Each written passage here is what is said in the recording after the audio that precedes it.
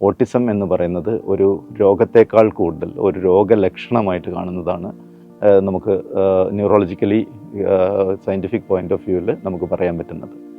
അപ്പോൾ ഇത് എന്താണ് ഓട്ടിസം? ഒരു കുട്ടിക്ക് ഓട്ടിസത്തിൻ്റെ സിംറ്റംസ് കാണിച്ചു കഴിഞ്ഞാൽ, അല്ലെങ്കിൽ ഹൈപ്പർ ആക്ടിവിറ്റിയുടെ സിംറ്റംസ് കാണിച്ചു കഴിഞ്ഞാൽ, അത് ബ്രെയിനിലെ ഏത് തരം പ്രശ്നങ്ങളുടെ ഭാഗമായിട്ടാണ്?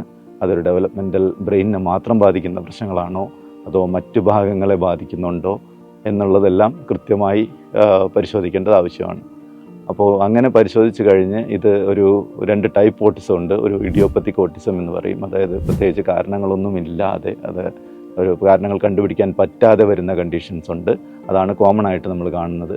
അതല്ലാതെ സെക്കൻഡറി ഓട്ടിസം, അതായത് ബ്രെയിനിനെ ബാധിക്കുന്ന, ശരീരത്തെ ബാധിക്കുന്ന പല പല അസുഖങ്ങളുടെയും ഒരു ലക്ഷണമായിട്ട് വരുന്ന ഓട്ടിസവുമുണ്ട്. അപ്പോൾ അത് കൃത്യമായിട്ടുള്ള ഒരു രോഗപരിശോധനയിലൂടെ അതിൻ്റെ പല ഇൻവെസ്റ്റിഗേഷൻസിലൂടെ ഇത് കണ്ടുപിടിക്കാൻ സാധിക്കുന്നതായിരിക്കും.